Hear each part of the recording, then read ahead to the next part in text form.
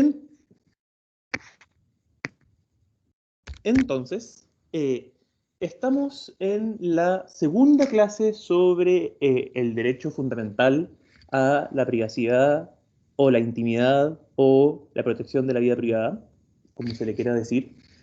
Y en la clase de hoy vamos a hablar de un aspecto específico de este derecho, y es el derecho a la privacidad en espacios públicos. ¿Existe privacidad en espacios públicos o en el momento en que nosotros, como los griegos pensaban, cruzábamos el umbral de nuestras puertas, nos transformamos en hombres públicos, miembros de la polis y nos sometemos completamente a ese ámbito completamente público, por así decirlo? Em, y para partir, les quería contar una breve anécdota. Si alguna vez ustedes van a Edimburgo, que es una ciudad hermosísima, vayan a un museo que se llama Cámara Obscura. Y la gracia del Museo de Cámara Obscura es que es el primer museo privado del mundo. Y era una mujer que se había quedado viuda y como forma de tener un negocio y ganarse la vida, tenía un edificio en Edimburgo. Y lo que hizo fue que, era un edificio bastante alto en Edimburgo, 4 pisos para la época, es que puso una especie de espejo retrovisor en la punta del edificio. Y eso venía acoplado con una especie de periscopio. Y la gracia es que eso, a través de pasar por otro espejo, era capaz de proyectar la imagen que revisaba el periscopio en una mesa de madera blanca. Entonces lo que hacía ella era que cobraba una pequeña entrada por poder subir al cuarto piso, manejar el periscopio y poder ver Edimburgo, hay un monte ahí que se llama el trono del rey Arturo y está la catedral y uno podía mirar de forma libre hacia donde uno quisiera y eso era una especie de atracción. Y luego ella vendió este edificio con la atracción y cuando yo fui me fijé que estaba manejando el periscopio y que al frente había un edificio y un niño llegó y preguntó, oiga, al guía, ¿por qué ese edificio tiene las ventanas tan pequeñas? Tiene unas ventanas enanas. Y dijo, es que la segunda persona que compró este museo, al mismo tiempo construyó el edificio del frente. Y como la persona sabía que estaba esta atracción, que tenía este periscopio, que era capaz de ir revisando, dijo, voy a hacer las ventanas pequeñas porque si no, desde el periscopio, eh, las personas que vayan a la atracción van a poder ver al interior de las casas de este edificio que yo estoy construyendo. Entonces, esta pequeña anécdota viene a recordar por qué el, la intrusión que se puede producir en espacios de intimidad genera este efecto inhibitorio.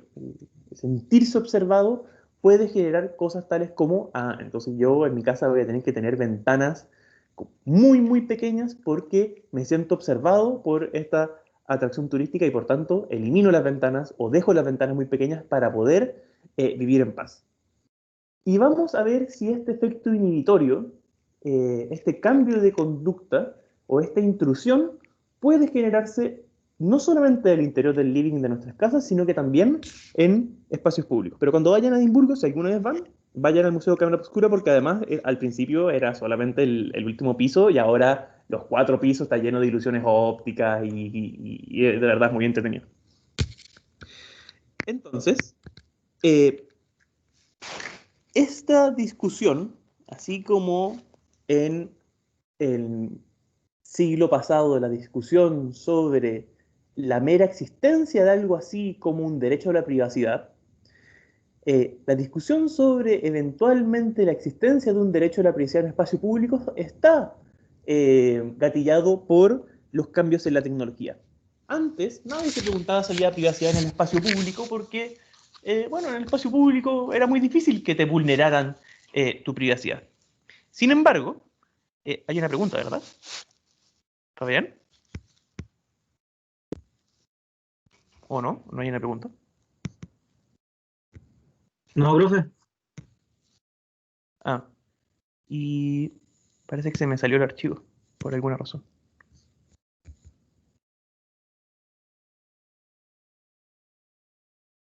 ¿Están viendo la presentación o no? No, ¿verdad? No, No, profe. profe. Ah.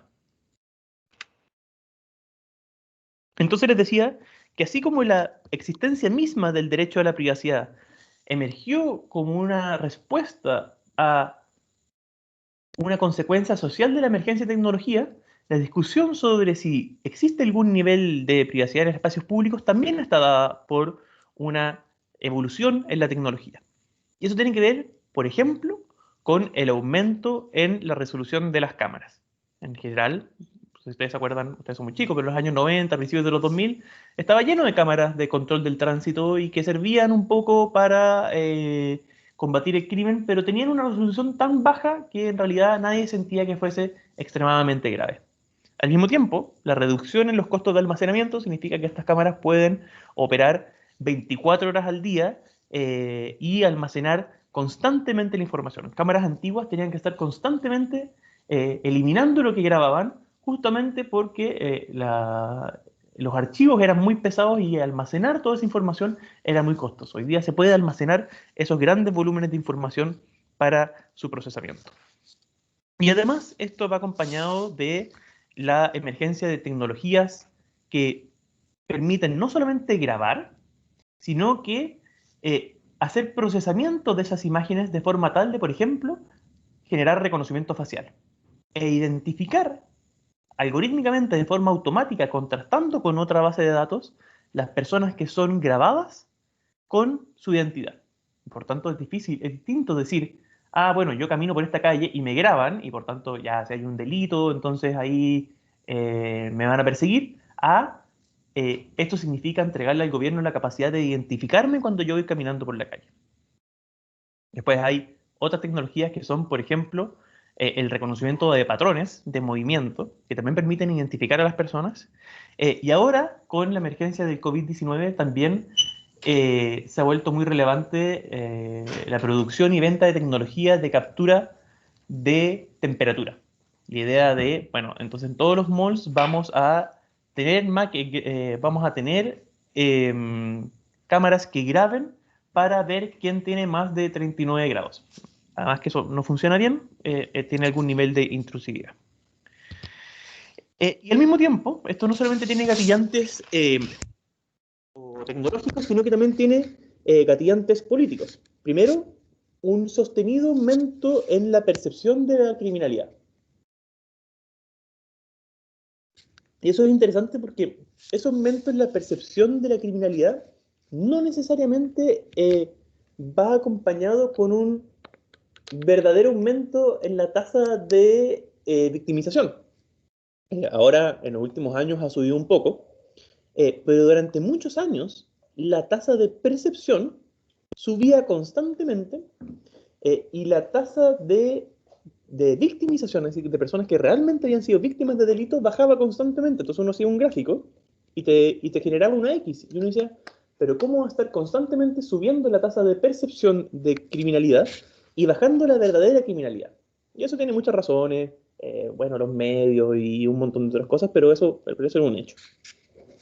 Y por otro lado, que para los tomadores de decisiones, para los políticos, es muy rentable políticamente la implementación de este tipo de medidas porque son muy vistosas, se ven. Entonces, independiente, en un contexto en donde la percepción de la criminalidad es muy alta, y aunque tú logres que baje el nivel de criminalidad, la percepción sigue aumentando, es más rentable políticamente hacer algo que te muestre cómo un alcalde, gobernador, intendente, subsecretario, que está haciendo muchas cosas antes que efectivamente bajarla. Y la implementación de tecnología es muy vistosa. Y ustedes lo han visto cada vez que alguien dice, vamos a implementar tecnología de reconocimiento facial. Se gana una entrevista automáticamente. Joaquín Lavín se ha hecho famoso, en parte gracias a eso. Sofía, tú tienes una pregunta. Ahora sí me estoy dando cuenta de cuando levantan la manito. Sí, profe. Cuando hablamos de la percepción, ¿es la percepción de quién? ¿De la gente? ¿De las instituciones? No, percepción a través de encuestas a personas. Ah, ya, ok. Hay un montón de encuestas que lo que hacen es tratar de sacar una muestra de la sociedad y decir, bueno, la sociedad está compuesta de mitad hombres, mitad mujeres, tantos obreros, tantos en tal región, y uno hace una especie de mini Chile, y tú les preguntas, y esa la idea es que eso represente más o menos el sentir nacional. Entonces hay varias encuestas periódicas sobre temas de delincuencia, y en esas, como te decía, se generaba este fenómeno. No en los últimos años, porque en los últimos años la criminalidad efectivamente ha subido. Ya, profe, gracias. Y por último, algo que vamos a explorar en futuras clases es el tecnosolucionismo. Y el tecnosolucionismo es un lugar común, un esquema mental, una idea recurrente, muy ligada con nuestra percepción occidental respecto del progreso. Nuestra civilización occidental tiene en el ADN la idea del progreso, la idea de que, bueno, todo tiene que ser más eficiente, todo tiene que ser más efectivo, todo tiene que avanzar, tenemos que seguir haciendo las cosas mejor, tenemos que producir más, y la tecnología es un catalizador muy importante de eso. Y por tanto uno tiene la percepción de, bueno, si tú tienes, no sé, cualquier cosa, la tramitación judicial en papel, tú le pones tecnología y funciona mejor. Y si tú tienes algún proceso industrial, le pones tecnología y funciona mejor, más rápido, más eficiente, más barato. Eh, y eso es real en un 99,5% de las veces. Y por tanto, no en todas las veces, pero la gran mayoría de las veces. Y por tanto, cuando te dicen, oye, vamos a combatir el crimen a través de tecnología, la primera percepción que uno tiene es como, ah, perfecto, tiene mucho sentido. Eh, pero nótese que el tecnosolucionismo es una desviación, es la idea de que todo siempre es mejor con tecnología y que la tecnología siempre es la solución. Y eso no siempre es cierto. Hay problemas que son multifactoriales, multidisciplinarios, que son sociales y que no tienen soluciones, no tienen una bala de plata, no tienen una solución que, yo implemento tal tecnología y listo. Y la delincuencia es uno de ellos. No soluciona la delincuencia con un algoritmo, no soluciona la delincuencia con una cámara, etcétera, etcétera. Entonces, vamos a los aspectos jurídicos de esta discusión sobre la privacidad en espacios públicos. Y me interesa que ustedes tengan una aproximación a esto porque en el día de mañana ustedes van a ser periodistas eh, y ser comunicadores, ser investigadores, ser reporteros, significa muchas veces enfrentarse a situaciones en las cuales uno tiene que decir, la labor que estoy generando yo, ¿infringe la privacidad de la persona? Y si la infringe, yo puedo hacer una ponderación en donde diga que el interés público que representa dar a luz esta noticia en ese sopesamiento es mayor que esta eventual infracción a la privacidad. Porque yo diría, por ejemplo, que ir al balcón de Cecilia Boloco y que donde aparezca sin traje de baño y sacarle fotografías y subirlas, no justifica, porque no es algo de interés público.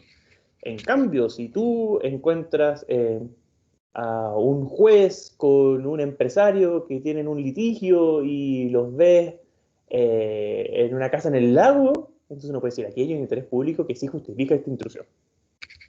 Y eso también puede darse en lugares públicos respecto de personas que pueden ser figuras públicas o pueden no ser figuras públicas, entonces me interesa que ustedes tengan esta aproximación. En el caso que yo les ponía anteriormente, por ejemplo, del diputado Ceroni, uno podría decir, bueno, el hemiciclo es un lugar público, y como es un lugar público, entonces ahí no hay privacidad y por tanto el Dínamo tenía todo el derecho a usar una cámara de alta resolución y sacarle una foto a sus conversaciones de WhatsApp, aunque fuesen en términos sexuales.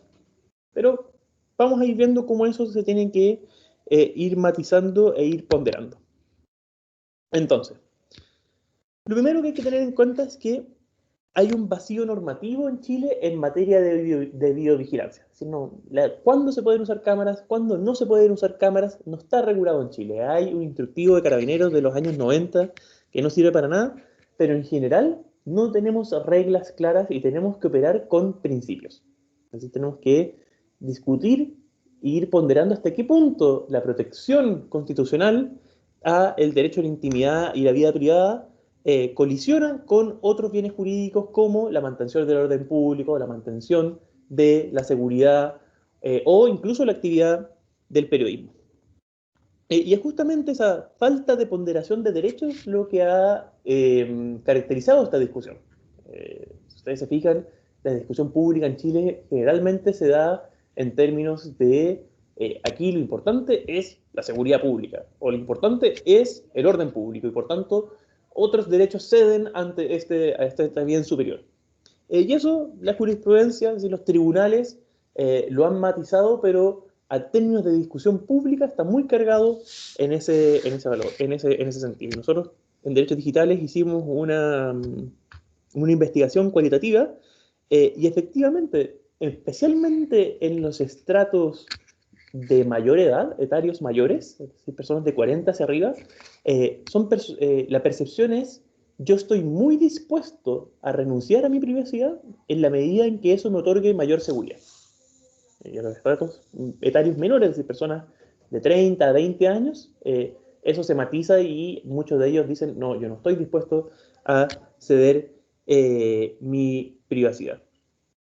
Y por otro lado, en general, la jurisprudencia de los tribunales han tendido, y ustedes lo ven constantemente en estos fallos en donde dicen Corte Suprema obliga a borrar funa en Facebook, obliga a borrar publicación injuriosa, porque la jurisprudencia chilena tiende a proteger mucho el derecho a la honra por sobre otros derechos como la privacidad, la libertad de expresión. Y distinto, una aproximación distinta tiene Europa, en donde la aproximación a el derecho a la intimidad y la protección de la vida privada sí tiene un valor más central y por tanto se genera esta debida ponderación de derechos. Vamos a ver si alguien puede leer lento y fuerte esto en la medida en que tenga un micrófono. Valentina Paz. ¿Está por ahí?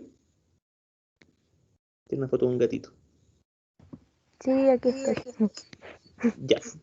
¿Podría leer lento y fuerte esta, Sí. esta sentencia de la Corte Europea de Derechos Humanos? Sí.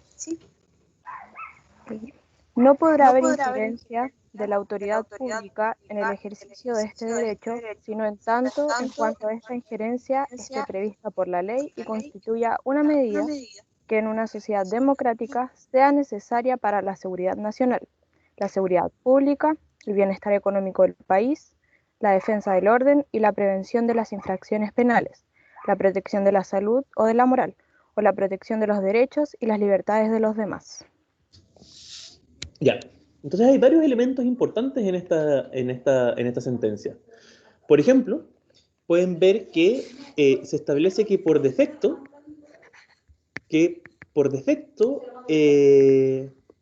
dame un segundito.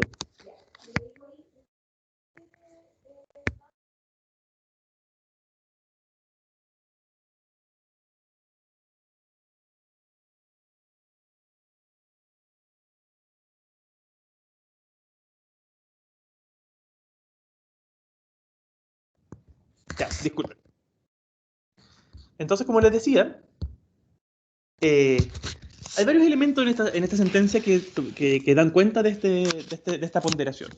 Y por tanto, los europeos dicen, en principio, no puede haber injerencia de la autoridad pública en la vida privada de los ciudadanos, sino cuando esta intrusión esté prevista por ley. Es decir, no hay una facultad general de la autoridad para meterse en la vida privada de las personas en la medida en que esa no esté establecida en una ley especial. Y por tanto, en la legislación europea no puede haber biovigilancia en la medida en que no haya una ley que regule la biovigilancia y por tanto habilite este tipo de intrusión. Y al mismo tiempo, y esto es bien importante, no sé por qué cuando subo los PDF me pone todo en negritas, el PDF que está en Teams está con negritas y no negritas. Se establece que la medida tiene que ser necesaria, es decir, tiene que haber una demostración que la medida que se busca implementar es requerida para lograr el fin buscado. Por tanto, aquí, voy a adelantar un poquito, hay que cumplir 3 principios que ha establecido el Tribunal Constitucional chileno para la implementación de políticas públicas que tengan la potencialidad de restringir o vulnerar derechos fundamentales. La primera es necesidad. ¿Qué significa eso? Significa que, porque como habíamos hablado la clase pasada, no hay derechos fundamentales absolutos. Y por tanto, todos pueden restringirse o vulnerarse bajo ciertas circunstancias. Y, por ejemplo, entonces, una expropiación es, por supuesto, que una vulneración del derecho de propiedad. Entonces, el Tribunal Constitucional ha dicho, tienen que cumplirse 3 principios para esta restricción o vulneración. Incluso cuando sea potencial. Y el primero es necesariedad. Es decir, la medida tiene que ser necesaria. Y eso significa que la entidad, autoridad que busque implementar esta medida tiene que demostrar que la única forma de lograr el fin buscado es la medida que se propone. Y que no existe una medida alternativa que alcance el mismo objetivo, pero que o no vulnere o restrinja de menor manera ese derecho fundamental. Y por tanto, es necesario. Entonces, si yo quiero poner un globo de vigilancia para combatir la delincuencia, eso, por supuesto, que restringe el derecho a la privacidad de las personas. Entonces, yo tendría que demostrar que no habían otras formas de lograr el mismo objetivo, bajar la delincuencia, pero restringiendo menos o no restringiendo el derecho a la privacidad. Luego viene el criterio de razonabilidad o idoneidad. Y el criterio de idoneidad lo que dice es, tú tienes que demostrar que la medida logra lo que dice lograr. Entonces, si tú vas a establecer una medida que restringe un derecho fundamental para lograr un objetivo, bueno, tienes que demostrar que esta medida es idónea, efectivamente logra su objetivo. Entonces, la pregunta es, ¿logra efectivamente este sistema de vigilancia masivo detectar terroristas? Porque si no lo logra, o eventualmente podría llegar y no hay evidencia, entonces no existe un nivel de justificación para la implementación de esa medida. Y por último, el tercer criterio es el criterio de proporcionalidad. Y el criterio de proporcionalidad lo que dice es que tiene que haber una relación entre la afectación del derecho fundamental y el fin buscado. Y por tanto esto significa que no puedes matar una hormiga con una bazooka. Entonces, un ejemplo. Si tú quieres cuidar que los niños de la Junaed, quieres cuidar que haya una correcta entrega de las porciones de comida en la Junaed. ¿Se justifica eso, establecer un sistema biométrico de control de iris de todos y cada uno de los niños de Chile? Yo diría que no. El nivel de intrusión de recolectar datos personales sensibles de menores de edad para algo que uno podría decir que es menor, no cumple con este principio de proporcionalidad. O, no sé, poner un sistema de control biométrico para controlar quiénes entran al gimnasio o no si tienen las cuotas atrasadas. Hay otras formas de hacerlo y el nivel de invasión no se justifica en términos de proporcionalidad. ¿Preguntas?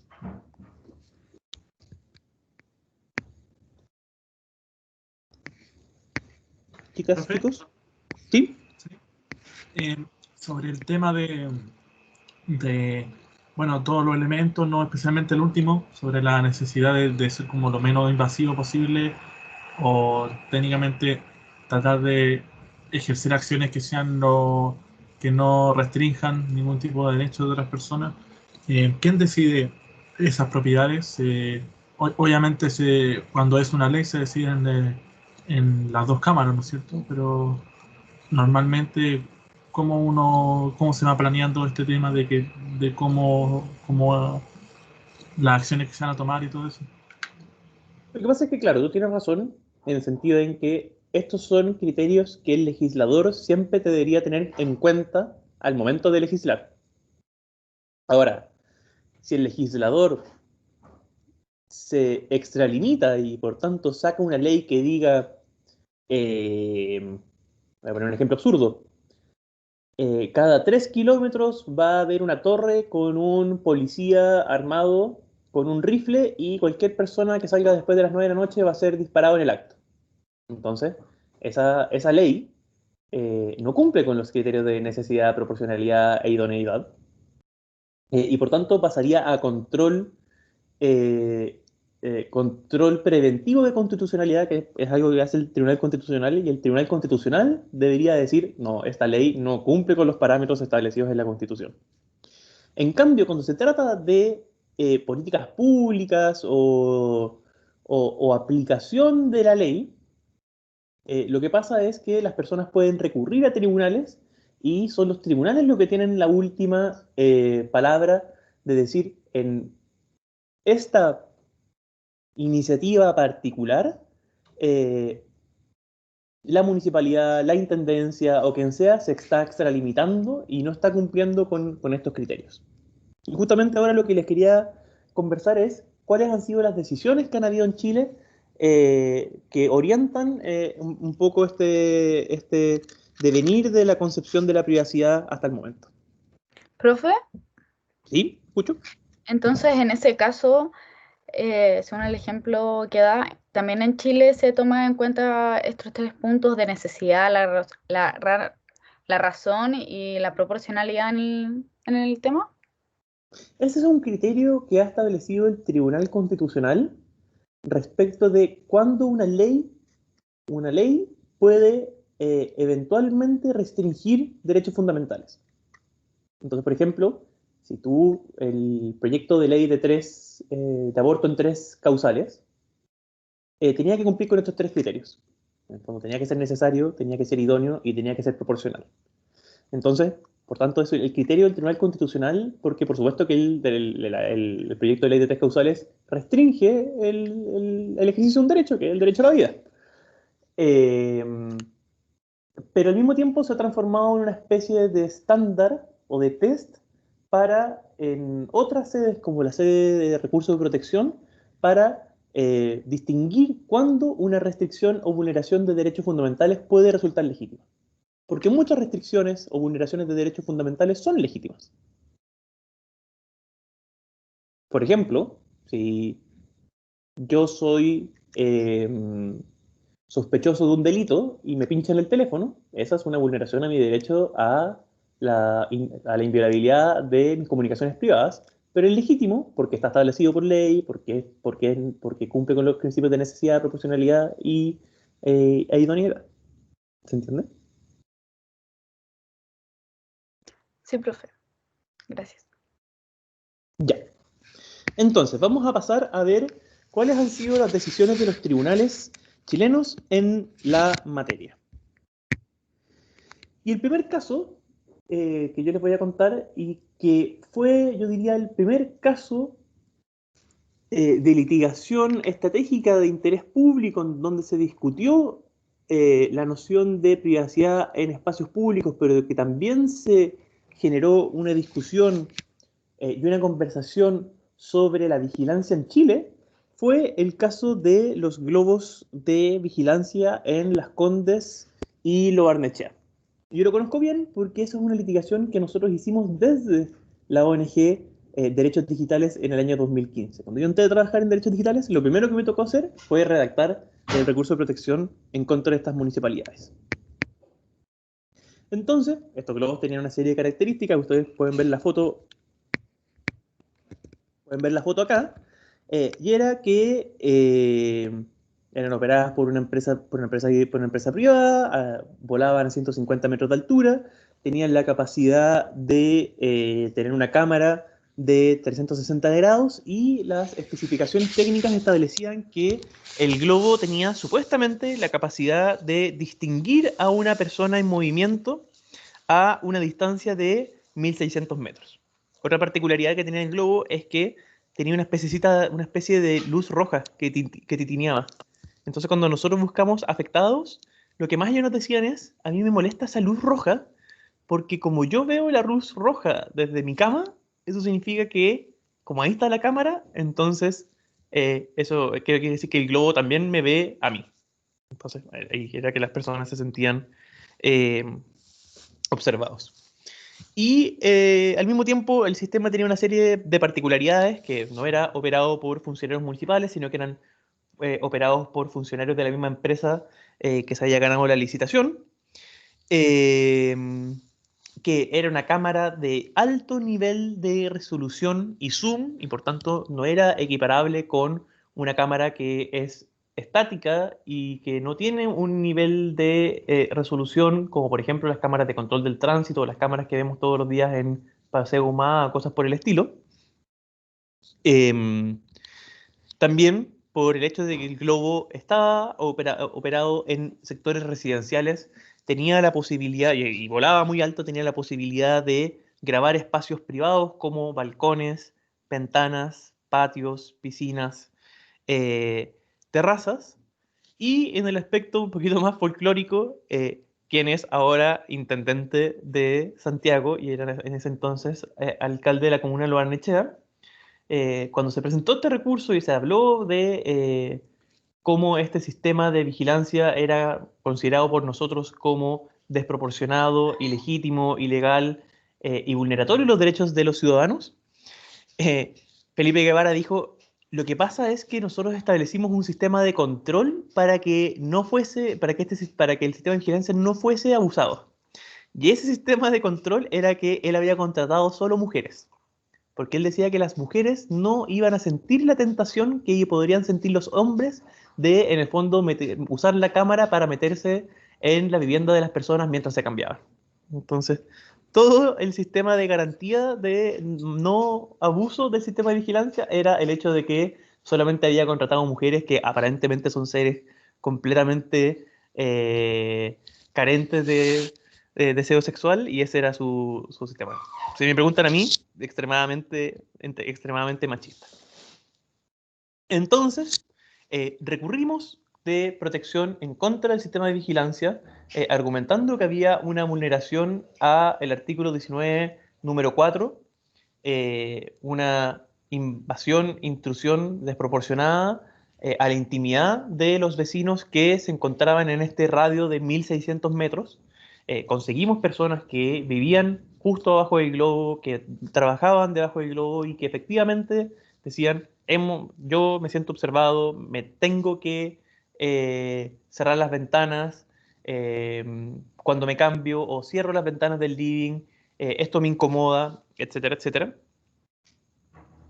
Y finalmente lo que logramos fue que la Corte de Apelaciones considerara y decretara que el sistema de vigilancia era ilegal, desproporcionado e ilegítimo, justamente porque menoscababa el derecho fundamental reconocido en el 19 número 4, es decir, el derecho a la protección de la vida privada. Y lo más importante es que la Corte lo que dijo fue, y la única forma de evitar que el derecho a la privacidad de los vecinos que están debajo de este globo es ponerle fin al sistema de vigilancia. Entonces la Corte dijo, cuando recogió nuestros argumentos y dijo, este sistema de vigilancia vulnera la privacidad de los vecinos y la única forma de restablecer el derecho es ponerle fin al sistema de vigilancia. Y por tanto, para nosotros, en primera instancia, había sido una gran victoria. Sin embargo, nosotros teníamos varios recurrentes. Y uno de esos recurrentes era yo, que en esa época vivía en Lo Barnechea. Y la gracia de que yo fuese recurrente era que todos los otros afectados se veían afectados en su lugar de trabajo, en su living, en su piscina, en su pieza, y por tanto podían decir, yo en la intimidad de mi hogar me veo invadido por la autoridad política. Y me siento invadido, siento que aquí hay una intrusión, y siento que esto me puede grabar mientras duermo, mientras me cambio, mientras tengo relaciones sexuales, y eso es una intrusión demasiado grande.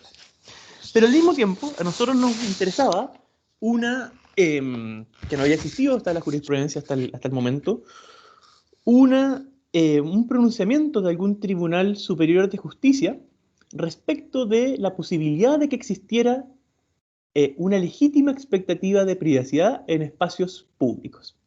Y por tanto lo que yo dije, que era verdad, era que yo tomaba 2 micros para ir al trabajo. Una que me dejaba en Las Condes y la tomaba justo ahí en ese puente donde estaba el globo, y tomaba otra para llegar al centro de Santiago. Y lo que yo decía es, yo me siento observado en el trayecto porque me tengo que bajar, caminar 2 cuadras, bajo el globo, y etcétera, etcétera. Y aunque estoy en un espacio público, me siento observado eh, y por tanto me sumé al recurso. Y lamentablemente eso nos jugó en contra, porque el pronunciamiento de la Corte dijo que yo, el señor Violier, quedo afecto al sistema de vigilancia solamente cuando circulo por espacios públicos en los cuales no se puede tener una razonable expectativa de privacidad, puesto que dichos espacios están abiertos a toda clase de personas. Y aquí vamos a ver por qué no es tan teórico lo que habíamos hablado en la clase pasada. Porque dice, sin que el señor Violier pueda excluir a nadie de esos espacios públicos, que es al fin y al cabo lo que caracteriza a la privacidad. ¿A qué concepción de que vimos la clase pasada responde este pronunciamiento de la Corte?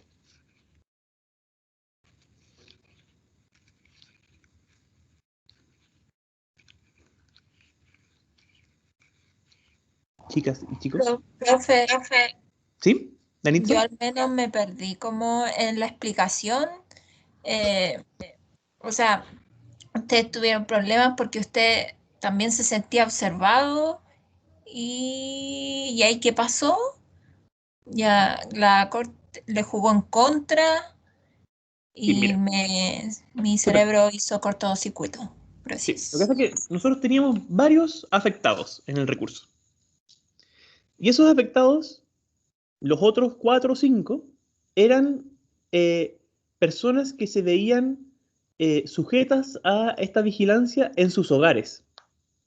Es decir, eran personas que decían, yo desde mi pieza veo el globo, yo desde mi patio veo el globo y por tanto me siento invadido por esta cámara. Y respecto de esas personas, la Corte dijo, este sistema es ilegal porque es desproporcionado y porque graba a las personas en sus espacios íntimos y en sus hogares. Y por tanto, respecto de esas personas cuya privacidad está siendo vulnerada, la única forma de, en el fondo, que no se vulnere su privacidad es ponerle fin al sistema de vigilancia. En cambio yo también me sumé al recurso, pero dije, yo no me veo vigilado en mi hogar, en mi casa, sino que me veo vigilado en la calle, cuando camino del trabajo, de mi casa al trabajo y del trabajo a la casa. Y lo que dijo la Corte respecto de mí, porque la Corte respecto de las personas que se veían vigilados en sus casas, dijo, aquí hay una vulneración a la privacidad y por tanto hay que bajar los globos. Pero respecto de mí, dijo que no había una vulneración respecto de mi persona porque solamente yo era grabado cuando vigilaba en espacios públicos y que en los espacios públicos no puede haber una razonable expectativa de privacidad porque son espacios que son abiertos a todos los tipos de personas. Y en la medida en que no se puede excluir a una persona de ese espacio público, eso es lo que al fin y al cabo caracteriza la privacidad. ¿No? ¿Se entiende un poco más eso, Danitza? Sí, ahora sí. Ahora sí. Entonces la pregunta ahora es, ¿qué concepción de las 2 concepciones de la privacidad que vimos en la clase pasada está utilizando la Corte? ¿La negativa o no, profe?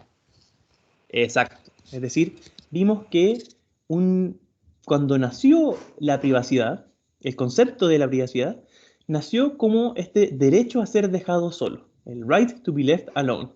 Y por tanto es un derecho de exclusión, el derecho de las personas a excluir a terceros de ciertos aspectos de la vida.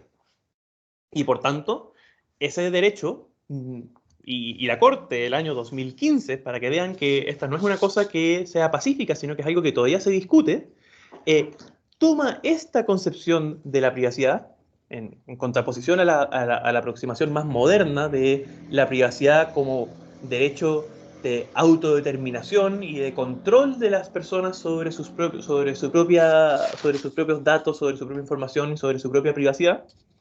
Y dice, Pablo no puede alegar que existe una legítima expectativa de privacidad en espacios públicos porque el espacio público es completamente abierto y no se puede excluir a otras personas. Entonces la Corte usa esta concepción negativa y primigenia del derecho a la privacidad. Y lo que les quiero transmitir es que, por supuesto, que en el espacio público no existe el mismo nivel de privacidad que uno tiene en el living de su casa. Pero eso no quiere decir que en el espacio público no haya nada de privacidad. Y eso es algo que se tiene que ver caso a caso. Entonces, les pongo un ejemplo. Si ustedes están en un parque conversando con su pareja y toman la precaución de sentarse bien recluidos del resto de las personas para conversar algo privado. El hecho de que ustedes estén en un espacio público significa que alguien puede usar una antena y captar su conversación. ¿Qué opinan?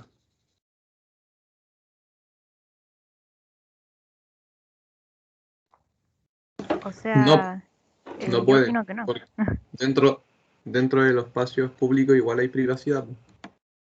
Claro.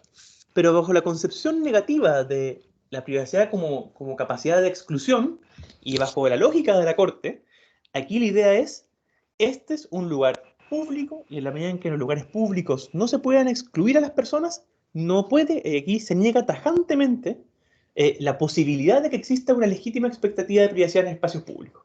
Y eso, en el fondo, es súper grave porque, por supuesto, que la jurisprudencia comparada y la literatura y la doctrina hace mucho tiempo que ahí venía trabajando esta idea de legítima expectativa de privacidad en espacios públicos y discusiones mucho más sofisticadas y mucho más teóricas de, bueno, depende del caso, depende de la gravedad, depende del lugar, depende del contexto. Y aquí la Corte simplemente dijo, no, en espacio público no hay privacidad. Y eso, al final del día, era muy grave.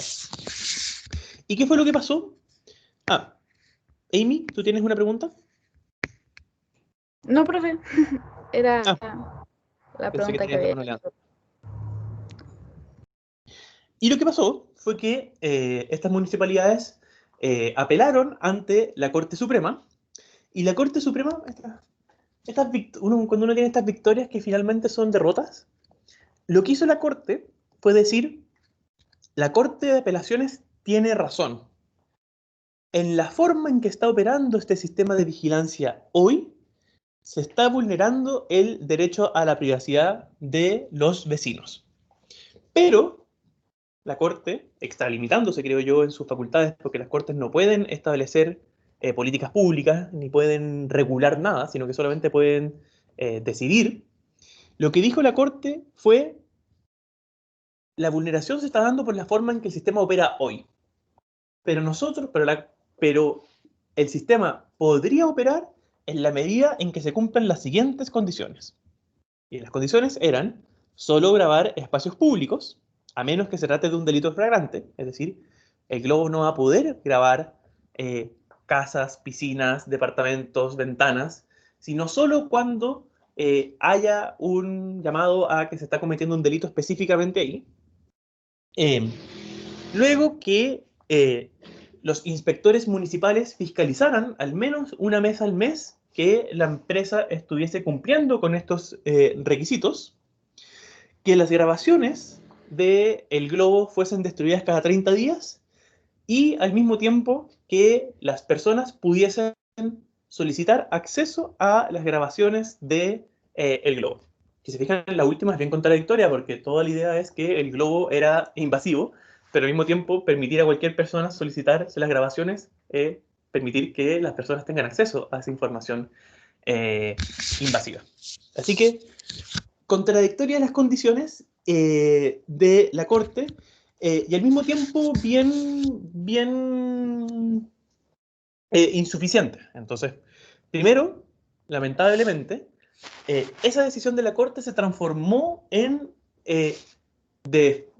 la práctica en una especie de regulación o de estándar para la videovigilancia en Chile.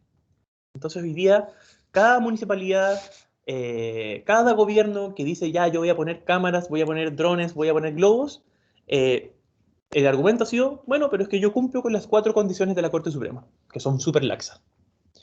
El segundo es que la Corte utilizó dentro de su razonamiento la idea de que no había una diferencia cualitativa entre este sistema de vigilancia y cualquier cámara que haya en la calle, en la medida en que sí lo había. Por ejemplo, la cámara puede hacer un seguimiento de una persona, o sea, el globo puede hacer un seguimiento de las personas, mientras que las cámaras son estacionarias, y la diferencia con el nivel de zoom y un montón de otras cosas. No se pronunció sobre privacidad en espacios públicos por razones procesales, porque yo no recurrí, porque en realidad más nos interesaba ganar el recurso en general que este punto en específico. Y tampoco estableció un mecanismo técnico para el cumplimiento de la primera condición. Si uno revisa regulaciones comparadas, lo que se dice es, esta máquina, esta cámara, tiene que tener en el código, en el programa, una prohibición en el sentido en que si ahí hay un baño, el operador, aunque quiera con la palanca grabar el baño, no pueda. Entonces aquí se dejó un poco a la buena fe de los operadores cumplir con este requisito de no grabar espacios públicos. Y tampoco se pronuncia sobre algo que nosotros tratamos de trabajar en el recurso de protección, y lo vimos en la clase pasada, que era la idea de la existencia de este derecho, de este efecto inhibitorio. En la medida en que las personas se sintiesen observadas, iban a poder ejercer de peor manera algunos otros derechos, como por ejemplo, manifestarse, organizarse, expresarse, etcétera, etcétera. ¿Preguntas hasta el momento sobre este caso? Vamos a pasar a otro caso. Una consulta. ¿Sí?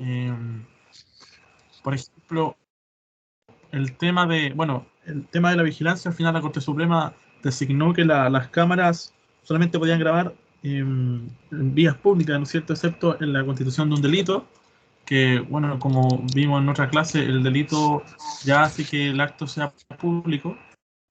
Pero ¿qué pasa, por ejemplo, si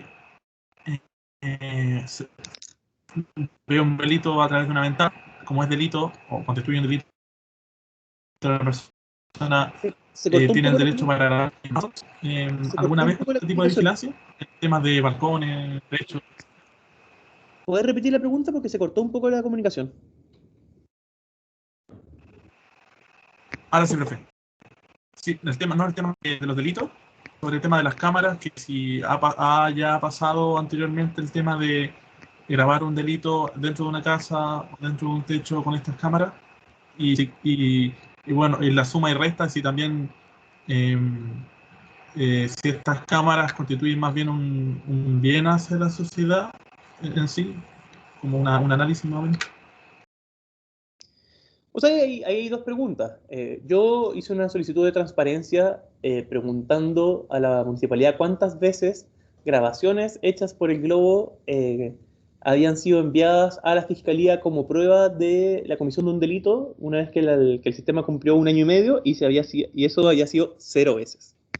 Entonces, como yo les decía, muchas veces estas medidas son más vistosas que efectivas. Cuando los alcaldes las ponen ahí porque es un globo grande y se ve, está a la entrada de los Barnechea, entonces la gente pasa y dice, mi alcalde se la juega por la delincuencia. Pero la verdad es que no hay evidencia que efectivamente esto combata efectivamente la comisión de delitos. Puede trasladarlo, es decir, las personas dicen, ya, bueno, no voy a asaltar gente aquí bajo el globo, pero me voy a correr 2 cuadras y lo voy a hacer fuera del globo. Entonces se traslada la comisión del delito. Y la consecuencia lógica de eso sería, bueno, entonces tendríamos que tener globos en todas las esquinas de todo Santiago, y eso es un estado policial.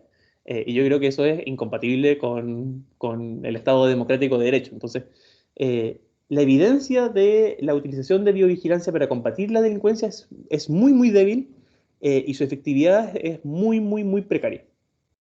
Y respecto del caso de grabaciones en casos de flagrancia, esa es justamente una excepción. En principio, si yo quiero investigar a una persona, por ejemplo, uno tiene el derecho fundamental em, a no ser allanado, a la indemnidad del hogar. Un carabinero no puede llegar y entrar a mi casa así como así. Tiene que entrar con una orden judicial y por tanto tiene que ir donde un juez y decirle: yo creo que Pablo tiene droga en su casa y tengo tales pruebas y tales sospechas, y el juez tiene que autorizar, y yo, para dejar entrar a un carabinero en mi casa, tengo que decir: a ver, pero muéstrame la orden de allanamiento. En cambio, si se está cometiendo un delito flagrante dentro de mi hogar, ahí sí, justamente es una excepción a este caso y Carabineros podría entrar sin una orden judicial. Algo similar ocurre en el caso de las grabaciones y la vigilancia. ¿Brian?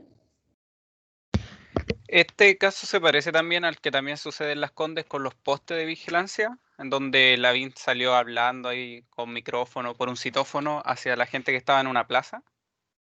No, es que Lavín ya tiene de todo: globos, drones, postes, tiene unos robots.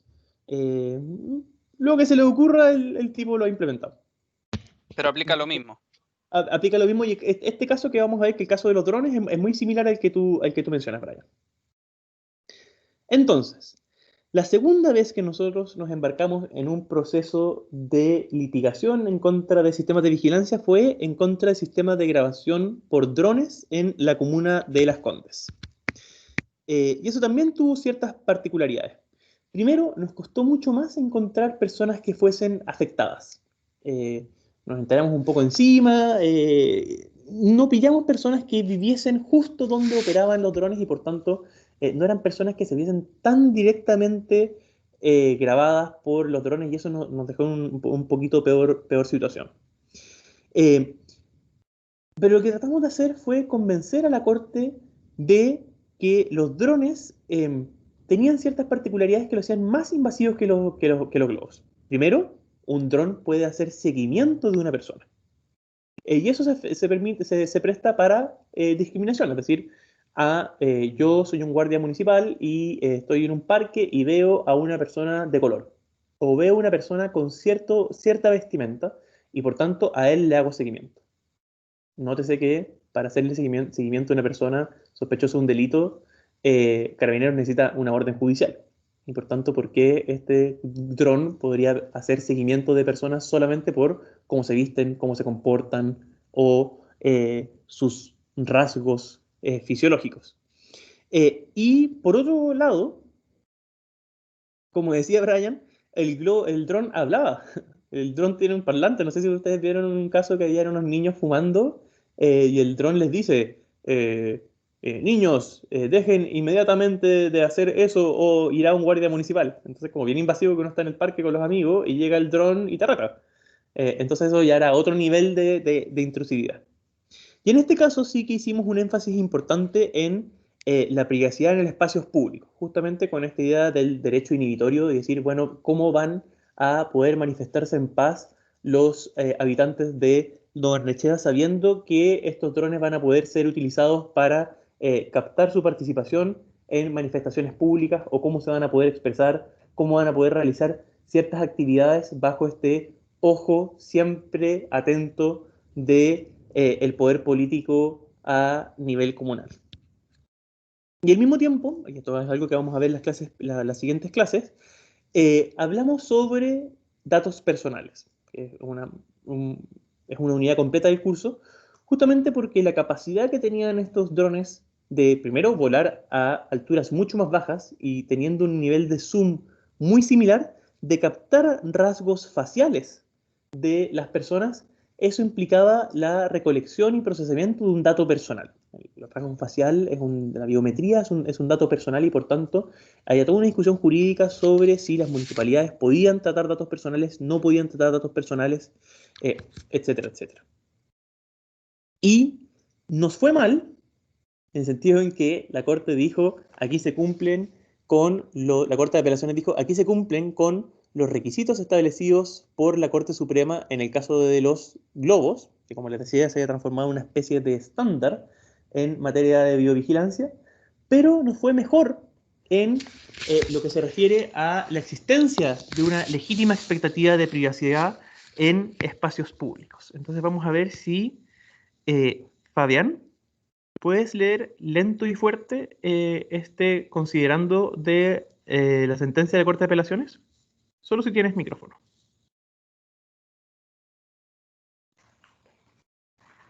Ya, profe, voy a buscar los audífonos.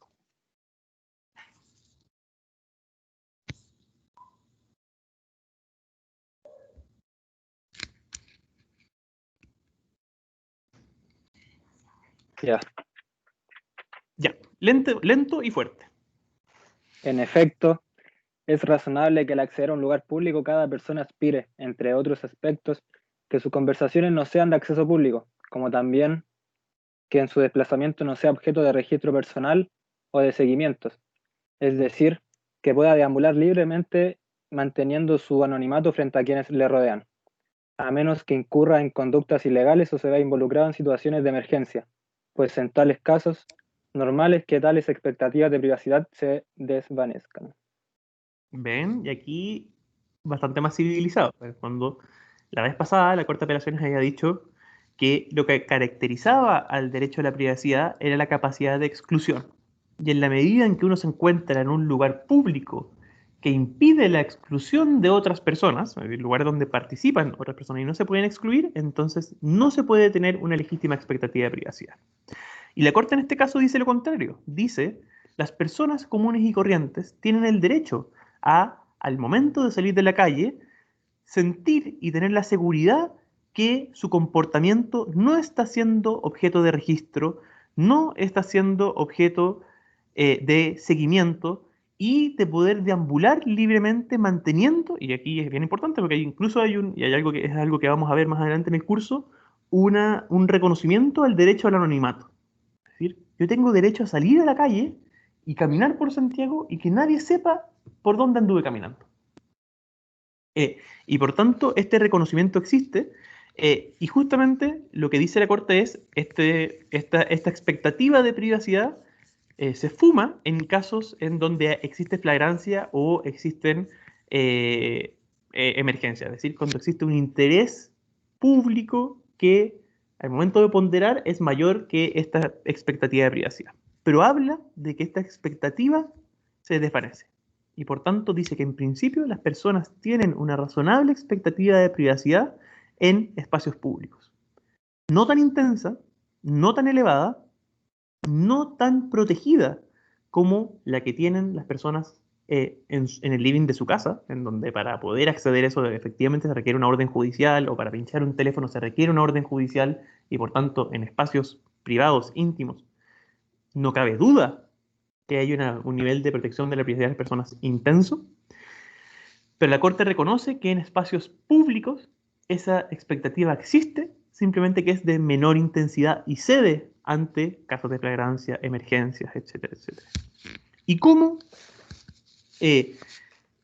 la Corte es capaz de equilibrar esta aseveración de que existe esta? Porque si la Corte dice, uno pensaría, bueno, si la Corte dice que hay una legítima expectativa de privacidad en los espacios públicos, entonces ¿por qué permitió que los drones siguieran operando?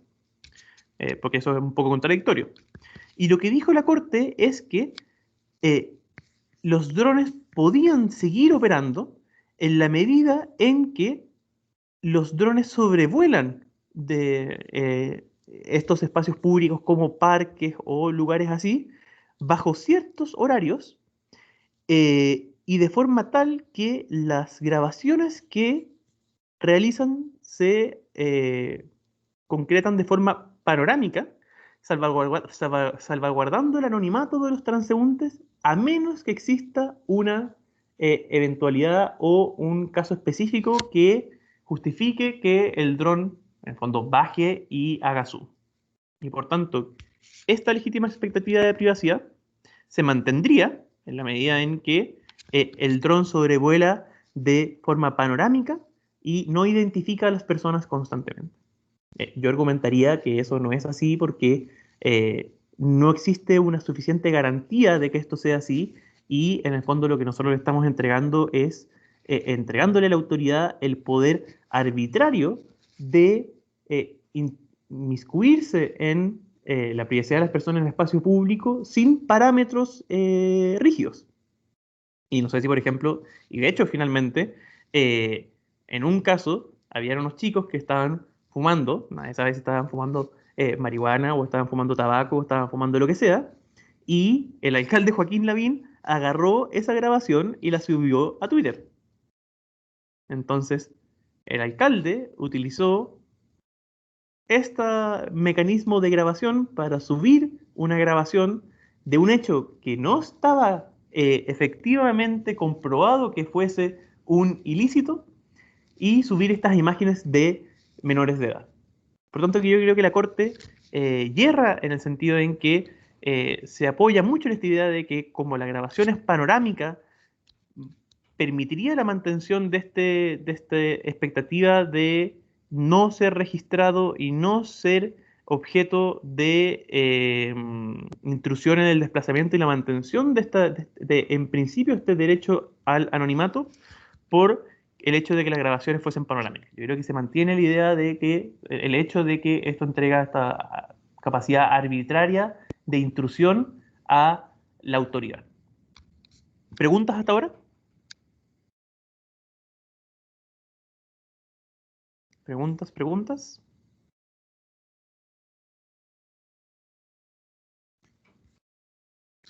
No hay preguntas. ¿Sí hay preguntas? No hay preguntas.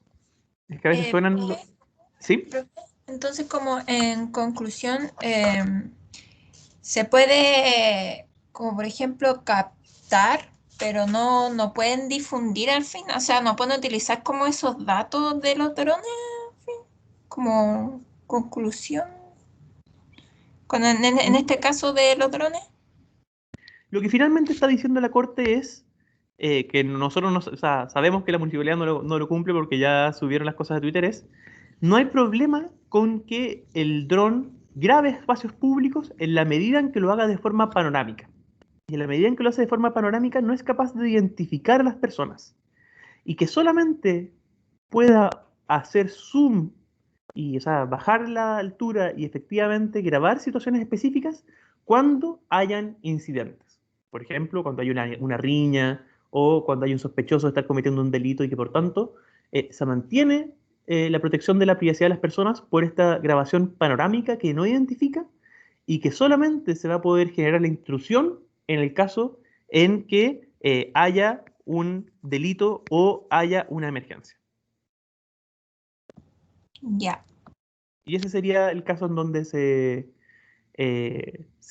equilibra este derecho. Ahora, eso en teoría la Corte tiene razón, pero el problema es que justamente lo que está pasando es que se le entregan estas facultades extremadamente arbitrarias y sin controles a la municipalidad o a la autoridad para ejercer esa intrusividad. Y el hecho de que se hayan grabado a unos menores de edad fumando y después esas grabaciones se hayan subido a Twitter, dan cuenta de que no se está respetando este principio. Entonces, en definitiva, la pregunta de... ¿Sí? Y en ese caso, ¿existe algún, como ya no se cumple como ese principio, pero qué entidad es responsable de fiscalizar que esos principios se cumplan? ¿Al final, el tribunal o qué? ¿O quién es? En principio, cuando lo vamos a ver en el caso de los datos personales, el organismo encargado de velar por el cumplimiento de la ley de datos personales, si uno quiere irse por el lado de decir aquí se está captando información relativa a mis rasgos faciales y por tanto esta es información personal, es el Consejo para la Transparencia. Entonces uno podría ir y recurrir ante el Consejo para la Transparencia que lamentablemente no tiene las atribuciones para sancionar o para detener este tipo de casos. Y el segundo elemento es, bueno, por ejemplo, estos niños que fueron grabados fumando y que fueron expuestos públicamente podrían haber nuevamente recurrido de protección y recurrir ante la Corte de Apelaciones para decir aquí hubo una infracción a mi derecho a la privacidad y quizás la Corte en ese caso en específico hubiese dicho, sí, en este caso aquí sí se infringió la privacidad porque efectivamente se captó la información, no se determinó que efectivamente hubiese la comisión de un delito y además esta información se publicó en redes sociales exponiendo a menores de edad. Entonces sería justamente el tribunal la entidad encargada de decidir en ese caso a caso. ¿Sí?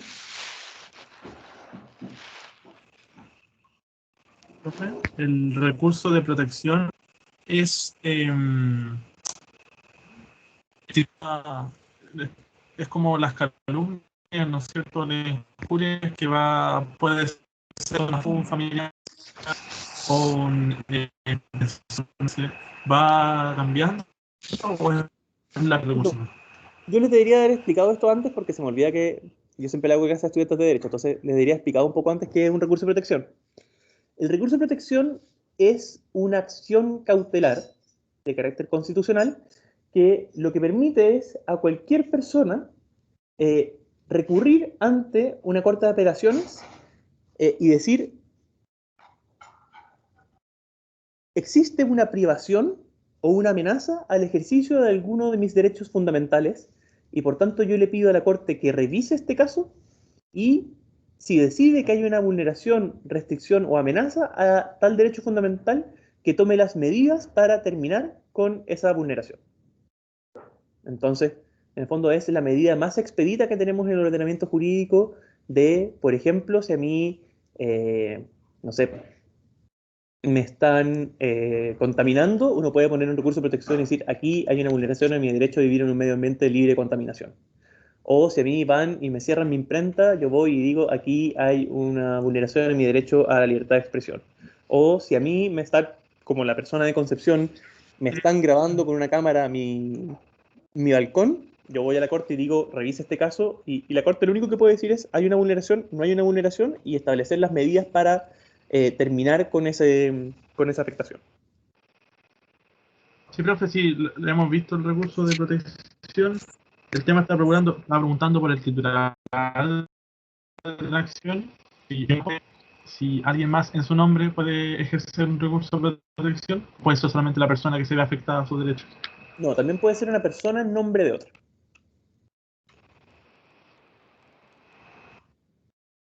Justamente porque es una acción de carácter cautelar. Entonces, para cerrar, la pregunta a ¿puedo yo captar imágenes en espacios públicos? No tiene un sí o un no. Es una pregunta que se tiene que ver en un caso a caso. Porque lo que ha ido evolucionando en la doctrina, en la jurisprudencia comparada, es avanzar en una concepción contextual de la privacidad. Entonces, en vez de tener esta idea de, en mi living tengo mi privacidad, y en cambio cuando salgo del umbral de mi casa no tengo privacidad, que responde a la privacidad como derecho de exclusión, se ha ido avanzando a esta concepción contextual de la privacidad. Y por tanto, si yo voy a una marcha feminista con mis compañeras y me saco la polera, y lo hago porque lo estoy presentando como un ejercicio de liberación, y es porque estoy en un espacio seguro y me siento cómodo con las personas que están a mi alrededor, ¿significa eso que una revista erótica puede usar esa fotografía y usarla en sus páginas solo porque estaba en un lugar abierto? No. ¿Puedo yo sacar una foto de una marcha? Bueno, sí, porque ahí si la foto es panorámica y las personas no se identifican o se semi-identifican y uno dice, bueno, pero efectivamente tú fuiste a la marcha, entonces estabas ahí, entonces la ponderación siempre va a ser caso a caso.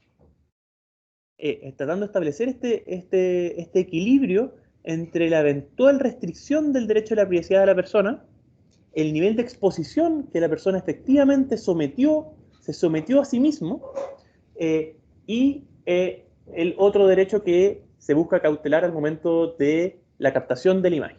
Entonces, por ejemplo, como yo les decía, si yo me paro en la mitad de Plaza Italia y grito un secreto, luego no puedo decir, bueno, pero eso era muy secreto para mí y entonces no lo reproduzcan porque yo fui, me paré y lo grité. En cambio, si yo converso en un parque, pero lo hago de forma retraída en un lugar en donde la idea era que nadie me escuchara, el contexto de esa comunicación da cuenta de que yo y el receptor de esa comunicación estábamos generando una legítima expectativa, una legítima esfera de privacidad, incluso aunque nos encontráramos en un espacio público. Por tanto, esto no tiene una fórmula mágica, ni un sí ni un no, sino que es algo que se tiene que ver de forma contextual, teniendo en consideración todos esos elementos. ¿Cuál era la disposición de los participantes? ¿Cuál fue el nivel de exposición al cual voluntariamente la persona se puso? ¿Cuál era el contenido del mensaje? ¿Cuál es el bien que se está tratando de cautelar al momento de la captación del momento de la captación? Por ejemplo, yo diría que si se trata de una investigación periodística que busca dar cuenta de algo que es realmente relevante en términos de interés público, incluso se justifica la captación de imágenes en espacios privados. Y por tanto siempre va a ser una ponderación entre estos derechos fundamentales teniendo en cuenta el contexto. Y lo último, siempre tengan presentes estos principios de necesidad, razonabilidad y proporcionalidad, porque siempre les van a servir como guías al momento de decidir si cierto nivel de restricción o vulneración de un derecho fundamental es legítimo o no resulta legítimo. Así que eso, chicas y chicos, la siguiente clase empezamos con una nueva unidad, pero a mí me interesaba que ustedes como futuros reporteros, periodistas, investigadores, tuviesen las herramientas contextuales para abordar y acercarse al fenómeno de la privacidad desde un punto de vista que no fuese binario, sino que tuviese en consideración todas estas pequeños bemoles y pequeñas aristas que finalmente lo transforman en un tema que es complejo, pero que la doctrina, la jurisprudencia nos ha dado herramientas para abordar de forma rigurosa y de forma omnicomprensiva, por así decirlo. ¿Consultas? Sí, profe. ¿Qué principios dijo de necesidad, racionalidad y qué más era? Es necesidad, razonabilidad. Razonabilidad y proporcionalidad. Razonabilidad también se le llama idoneidad. Ya, gracias. En el fondo que el sistema hace lo que dice hacer. Porque si tú dices, yo propongo, vamos a verlo en una clase, yo propongo un sistema de votación electrónica porque es más rápido. Bueno, el sistema de votación puede ser más inseguro, pero nosotros podemos llegar a la conclusión de que es tan importante que sea más rápido que se justifica esa inseguridad. Pero tú para eso me tienes que demostrar que el sistema es idóneo, que efectivamente es más rápido. Esa es la idoneidad. ¿Más preguntas, chicos? Si no hay más preguntas, nos vemos la próxima clase con una nueva unidad.